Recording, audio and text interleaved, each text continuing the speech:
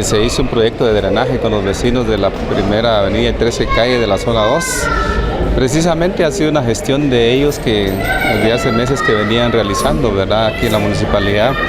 Pero en esta oportunidad es un proyecto donde ellos están colaborando directamente con el proyecto, ¿va?, porque son 19 beneficiarios los que han sido atendidos ahí. Y también porque también teníamos denuncia con anterioridad de que las aguas servidas que salen de las viviendas en este sector pues se conducían a la carretera que va a Xesic, ¿verdad?, Chosihuán. Y algunos vecinos se manifestaron en contra de eso porque eso es contaminación para el ambiente, ¿verdad? Entonces, en función de eso, nosotros se hizo una reunión con los vecinos, que son 19 beneficiarios, y que pues gracias a Dios, a través del apoyo de ellos y la municipalidad, pues el proyecto ya está por terminar. De esta manera se le da respuesta a la petición de cada una de las necesidades.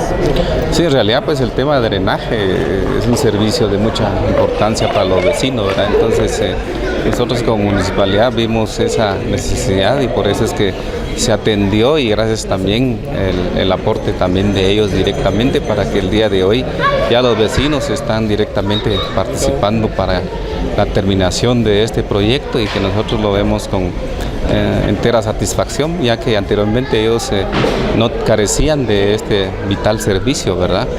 Y que finalmente lograron organizarse, unirse como vecinos, y que conjuntamente pues con la municipalidad se pudo ya realizar este proyecto.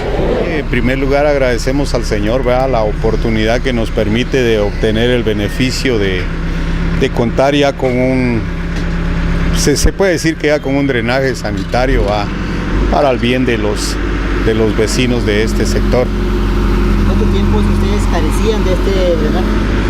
Nosotros tenemos más o menos 20 años de vivir en este sector. Hasta hoy, pues gracias a Dios se hizo eco de los trabajos que se requerían en este sector, como lo es el drenaje, ¿verdad?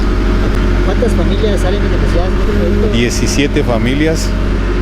17 familias habemos beneficiadas con el sistema de drenaje. Es muy importante para ustedes contar con este proyecto.